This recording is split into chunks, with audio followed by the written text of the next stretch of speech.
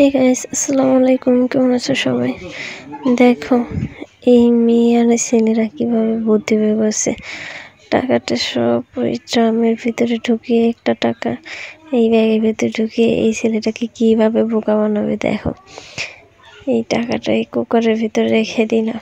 এখন এই ছেলেটা দেখতে যাবে, একটা মেয়ে এসে পড়বে।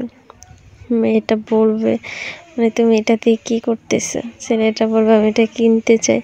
তারপরে দেখো ছেলেটা কিনে নিয়ে কি একটা ধরা খায়। একে কীভাবে বোকা বানালে বুঝতেই পারলো না যে এটার ভিতরে আসলে কোনো টাকাই নেই, একটা টাকাই ছিল।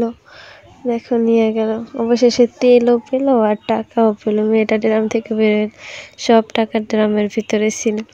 দেখো ছেলেটা খুলতেছে অনেক এক্সাইটেড নিয়ে, দেখে শুধু একটা টাকায়, আর কোনো টাকা নেই। সে বুঝতে পারলো না যে সে কীভাবে বোকা হয়ে গেল। দেখো ভালো করে